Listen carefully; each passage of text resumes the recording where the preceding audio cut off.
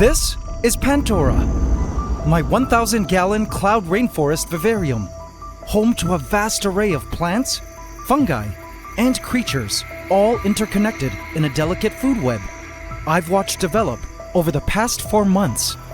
This tropical ecosystem within glass is a personal biological project and has been quite the eye-opening experience watching the lives of the plants and creatures unfold as they would in the wild. But one of the things I've learned through observing the natural world in such a controlled environment is that Mother Nature has a way of taking control into her own hands and allowing chaos to steer the ship. I was shocked when last week I spotted this intruder inside the vivarium. Wait, what is that? A ghost ant! How did a ghost ant get in here? Oh no! I'm afraid a new ant war has come.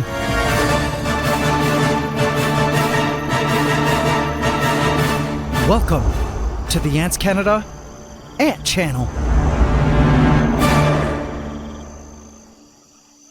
Please subscribe to my channel and hit the bell icon. Welcome to the AC family. Enjoy. The ghost ant scurried its way down the glass towards the lower portion of Pandora. It pained me to see that ghost ants had officially infiltrated the rainforest. How did they get in here? Well, I am assuming the tiny invasive ants broke in through the mesh, which I thought was small enough to keep them out. But turns out I was wrong.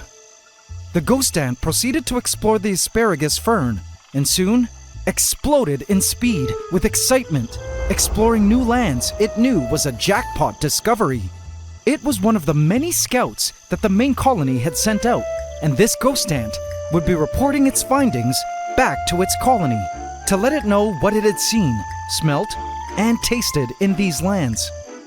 If you're new to ants, these ghost ants, which get their name from their semi-transparent gasters that sometimes make them look like floating ant heads, are some of the world's worst invasive ants that have invaded all tropical regions of the world, including my country, where they often infiltrate homes, eat what they can, then move on.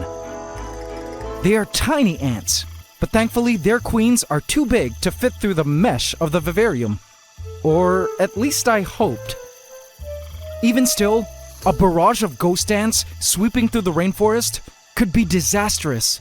And if this ant found something worth summoning the literal horde that is its colony, which could be millions of ghost ants, that could be big trouble.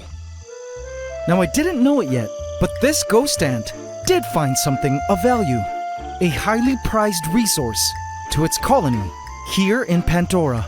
But I wouldn't find out what it was until later. When it was done exploring, I watched as the ghost ant proceeded back along the same path it had come to leave the vivarium and return to its colony. I just hoped the ant wouldn't be calling them all for a mass invasion of the new lush land it had found in our rainforest. My main fear was that the new invasive guests might wage war against some of the native ants that lived in Pandora. Like the acrobat ants, these little gals were energetic, fierce, and were on a mission to claim all of Pandora as their kingdom. They walked with their gasters held high above their heads, fully prepared to shoot formic acid at any moment, and one acrobat ant had smelled the alien pheromones of the ghost ant that had visited their territory. If it ever found a ghost ant, it would surely be calling for backup. The only time they weren't traveling with their gasters cocked was when they were completely at ease. This acrobat happily strolled through the herds of mealybugs on the asparagus ferns. By the way, I think these acrobat ants officially need a name. Any name suggestions? Let me know in the comments. They were busy now setting up camp in their newest nest location within the Hallelujah tree stump. The babies have been moved! The queen's secure, the ants announced as they wandered the opening to their new nest. Guards patrolled the outside of the stump for danger, ensuring no enemies would cross acrobat lines, because the acrobat ants knew that although this stump was their new residence, there were other ants that had lived here first and were definitely a potential danger of concern. The Dark Horde, an invasive colony of black crazy ants, were on the move to another location within the stump. I watched their trail as they were deep in the middle of a colony moving campaign to a new hole they had found. These invasive ants, unlike the ghost ants, were actually transported unintentionally into the rainforest by way of the plants right from the get-go, and controlling them has been a mission and a half. I've managed to get rid of the majority of the colony, but they were well on their way to regeneration of their dark dominion over the rainforest. They were laying low these past couple of weeks, and for a while I thought they were on their way to dying out, but as you can see, that was far from the truth. I followed their trail up the stump. They were coming from the other side of the stump and moving to a location closer to the acrobat ants. And this queen was in the middle of laying an egg during the move. I knew there were many more queens already in the hole, and many more being created. My guess was the Dark Horde was trying to box the acrobat ants out, a process called displacement. And from the looks of things, it seemed the Dark Horde was starting to get mighty cocky, knowing their numbers were increasing by the day. But while tensions were rising between the Dark Horde and the acrobats, at ground level, another rather new ant empire was quietly rising to power.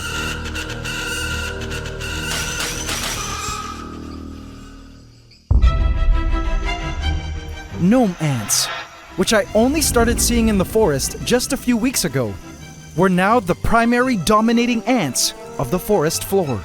They had seized a young huntsman spider and were taking their prized catch home to their nest.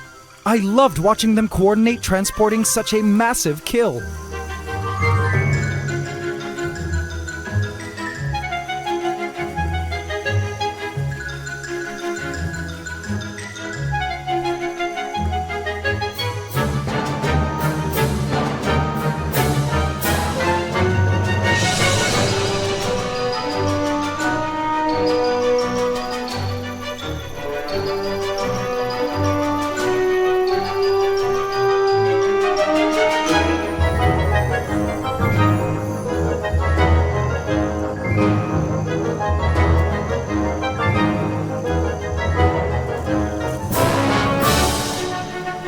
Now, I believe their queen, who was somewhere underground, was another one of the multitude of creatures in Pandora that was unknowingly transported through the soils of the plants months ago.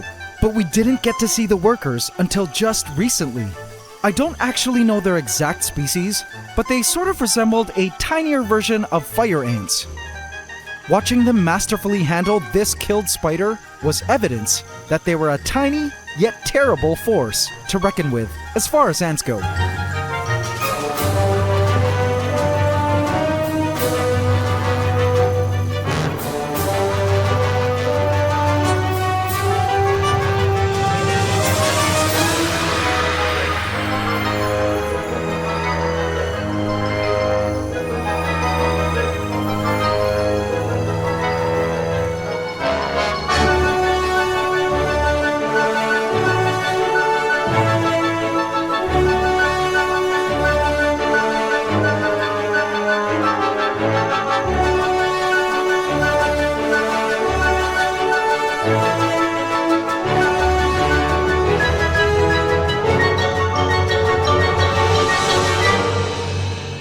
The gnome ants proceeded to lift the spider up along a stick and into a hidden location where they were nested. I was happy to see the ants had successfully taken down a huntsman spider, because the now weeks-old huntsman juveniles were everywhere. They were growing and were so much leggier now.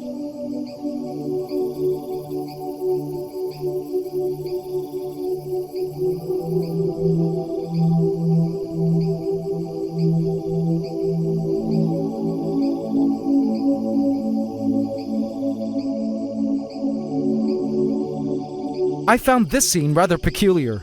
This spider appeared to be eating its own silk. Why would it be doing this? Any spider experts out there care to guess why it would be eating its own silk? Guess it was taking the term food web quite literally. Okay, bad pun. These juvenile spiders were the first set of young to Our Lady Deathstrike, their giant huntsman mother, who was last seen cradling her second egg sac at a location up high in the canopy. She's been moving around every now and then throughout this egg sac incubation period. The day before, she was here, right next to the side mesh over the pond. But strangely, over the past few days, she was nowhere to be found in Pandora. I wondered where she could be hiding, especially because if my calculations were correct, the egg sac was scheduled to hatch any day now, assuming it was fertilized. I say assuming because she only mated once, months ago, which resulted in the last generation of huntsmen in the forest. But I still wasn't sure if baby huntsmen were going to hatch from this new egg sac. And I was hoping to catch the babies emerging, like I did with the last egg sac. I hoped I would spot her soon and find out if the egg sac had baby huntsmen. Turns out, I would get the answer to that question very soon. But not in a way I ever expected. I was in for a great surprise. I shouted when I spotted an unassuming budding growth on one of the driftwood pieces. Yay! AC family, you guys will love what this little tiny mushroom bud will turn into. I'm familiar with it because I've been seeing these mushrooms grow from the driftwood more and more, and I'm always stunned at how gorgeous it looks at its full development. Not to mention how fast it reaches full form. You'll see just how fast as we keep checking in on it throughout this video. And perhaps some of you mushroom experts can identify it when it's full grown and we can peep at its gills. As we've been seeing, fungi are omnipresent in the rainforest, which signifies a healthy ecosystem. Check out this weird spiky looking mushroom, sprouting from some earthworm cast. The plants of the rainforest have been thriving, as usual, but perhaps the most impressive recent growth has been up high in the canopy. Have a look.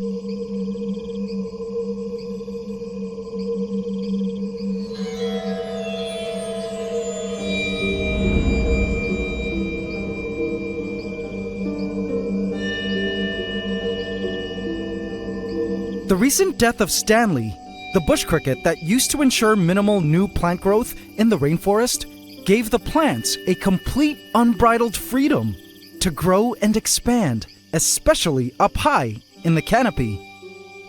The upper portions of the rainforest now took on a new, true jungle vibe with all the new asparagus fern growth.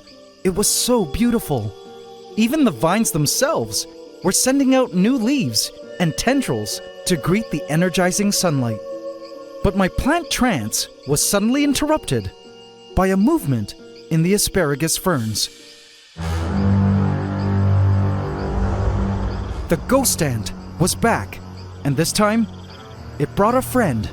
Two ghost ants were now inspecting the foliage of the asparagus ferns. Okay, sis, you ate with this place. Isn't it giving? Bet Queen. It's giving high-key bougie Asian meets Gemini. They discussed, like the Gen Gs that they were. But do you really think the colony will love this place? Yes, and I'll show you why, sis. Turns out the ghost ants had finally found something truly valuable in Pandora, from which their colony would greatly benefit. Night always brings surprises in the rainforest, and this night had a special surprise for me to discover among the team of nighttime creatures. An unknown flying insect, a cricket moving through the vertical moss wall,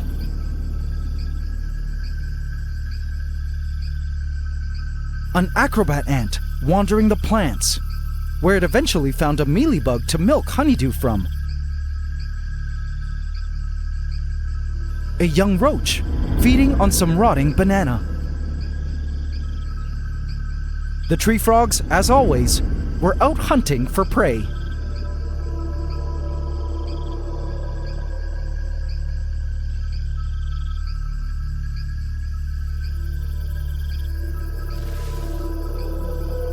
The geckos had also emerged.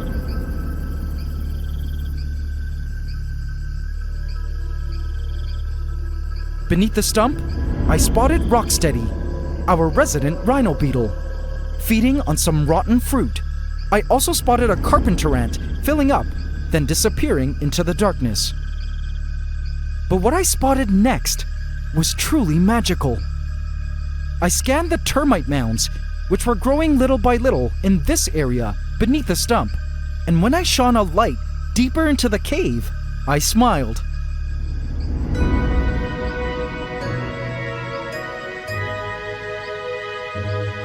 The termites had emerged. Awesome! This was the very first clear visual I had seen of the termites since episode 5 of the last season. After that spotting, when they were still living inside the stump, they were driven out by the black crazy ants, and as the weeks went on, I had wondered if the termites were still alive. I spotted soul workers here and there, but finally, here they were, swarming out in the open. The soldiers with guns on their faces, which could shoot out a toxic and sticky goo at enemies, were on guard, protecting the workers who were working on eating the wood around them. There were lots of rotting wood in Pandora for them to consume. As you may recall, back when the Vivarium was first constructed, I had buried pieces of decaying wood all around into the soils. I was looking forward to this termite colony growing in size, and their mounds becoming towering dirt mountains from beneath the stump. But as special as this sighting was, the termites weren't the biggest surprise I'd be spotting on this night. I caught sight of several of the huntsman juveniles on the glass, but I was caught off guard when I spotted this spider. Whoa! Wait, what?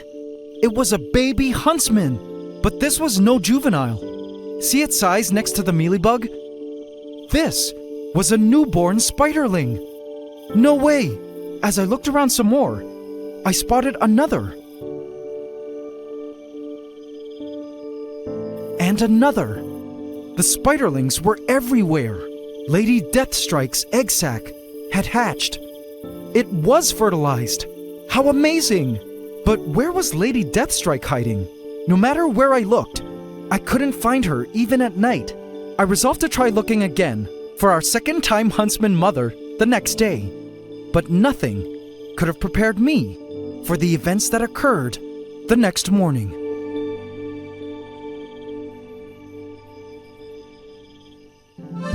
The next morning, the mushroom had already grown so much in size. Its color had gone from a purple to a more brownish maroon. This is what the mushroom looked like from beneath. Any mushroom experts care to give a species ID? Is it edible? Or, magic? Asking for a friend. I watched a newly emerged adult leafhopper moving around with its new wings. Whoopee! I love my new wings. I love 'em, I love 'em, I love 'em, it said as it rubbed them through its hind legs and stretched them out to get the blood pumping through them. This leafhopper, again, was one of those random creatures that I don't know how ended up in the vivarium, but that I could only assume was transported by way of plants, soil, or decor, perhaps as an egg. It was a cute little leafhopper with rainbow iridescent wings, which it couldn't wait to use. And when the time came to fly, it flew to heaven as it was caught by a huntsman juvenile and had died in an instant. Poor leafhopper. The huntsmen were very skilled hunters. Now that it was daytime, I could see more newborn huntsman spiderlings all around. By the color of their abdomens, I noticed that some had managed to catch their first meal overnight. Some already had missing legs and had to learn the hard way that the rainforest was full of dangers at every turn. I watched one spiderling just sitting there when suddenly... Get out of here! I said out of here! This is our turf now! Out! I was shocked to witness that the baby had fallen right into the jaws of its older sibling. But this baby huntsman had joined its mother. For scanning the forest floor, I finally spotted Our Lady Deathstrike.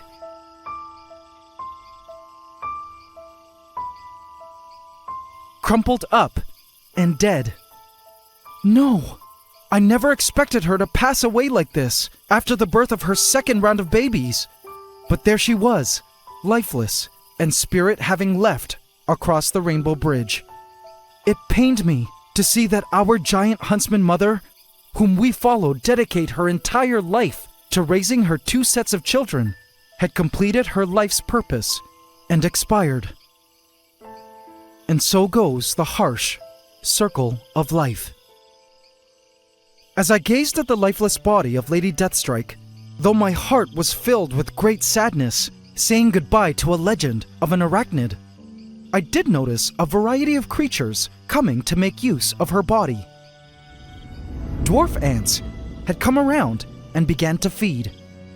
Phorid flies had already long discovered her body, drinking from exuding juices, as well as laying their eggs all over her.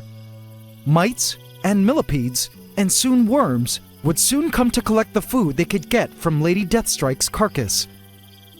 As sad as all of this was, I've come to learn through my observations in Pandora that in nature, death is a necessary process for life to continue. Lady Deathstrike had given birth to some 800 huntsman babies who were all now doing their best to survive in the rainforest. But even if they didn't succeed, they still were supporting other life to continue forth and thrive. The net result in an ecosystem is always life. I caught sight of a web-building spider, yet another one of those creatures I had no idea was residing in Pandora, and I noticed it had captured a mealybug. It strung it up in its web and began to feast. I was happy to see for the first time something that actually ate the mealybugs as food. But you know who else I discovered had found a liking to mealybug meat? The ghost ants. A ghost ant had picked up a stray wandering mealybug it had found and was presumably bringing it back to its colony, somewhere outside the Vivarium. Pandora had recently become a breeding ground for mealybugs, plant insects that produce sweet honeydew that ants love to eat. But the ghost ants had actually found mealybug meat delicious and were breaking into Pandora to collect the stray mealybugs that were wandering the lands, that weren't surrounded by their protective waxy webs, to bring home to the colony as food. If this was what the ghost ants' business in the rainforest was, I felt it might actually be somewhat beneficial to have the ghost ants around, so long as their entire colony didn't come swarming into the rainforest. I was initially worried the plant parasites might have no natural predators, but it seems nature came to the rescue and sent them in for me. Speaking of parasites, I spotted a supermajor of the Terra Raiders, who in the last episode we discovered were infected by mites, and though this supermajor had an indented gaster, I did notice that there were less mites now than last week. I hope this meant the mites weren't the parasitic, blood-sucking kind, and that they would continue to fall off, because the Terra Raiders used to be such a powerful force in these forests, and it was sad to see them fall in glory like this. When I first started this project, I was excited to get a unique peek at the inner workings of a wild ecosystem, but what I didn't anticipate was how attached I would grow to the animals as I watched them live out their normal lives, then go once they reached their life's end. Even the death of the plants were saddening. The pitcher plants I'd attempted to plant in the rainforest months ago were beginning to wilt. As expected, the nutrients from the crickets and other creatures frequenting its soils have led to the plants failing. It was just amazing to me how different our Pandora of today was compared to what it was like when I first started the Vivarium project just 4 months ago. The turnover of creatures, plants, and fungi blew my mind. It's incredible how much a 1,000-gallon volume of rainforest can change in just a third of a year. The species living in it, the vegetation, the biological relationships and interactions, so many changes in such a short amount of time. I felt honored to be able to be an observer and to learn about the true lives of living things in the rainforest. I was still waiting for our mantis egg sac laid by our lake green reaper to hatch, which apparently could take up to 6 months. Overall, as our rainforest morphs and evolves more and more over time, one thing was for sure: Pandora would forever be the greatest revelation of how epic the story of all of planet Earth must truly be.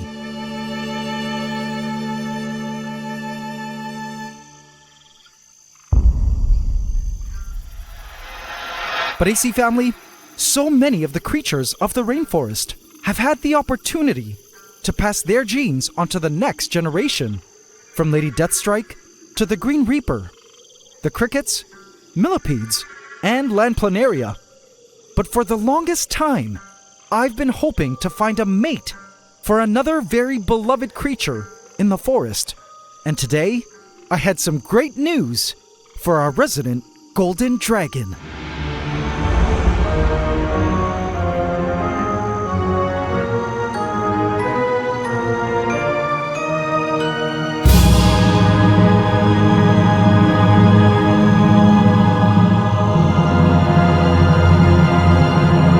Smaug, I have a surprise for you. Hello, Daenerys. Welcome to the Ant Room. It's time. Behold, Pandora.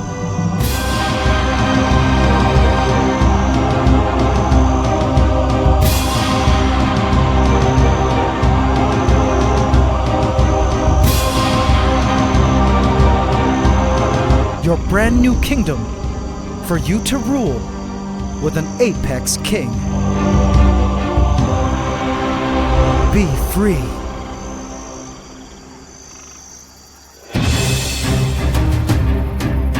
Vote in my community tab to affect this story.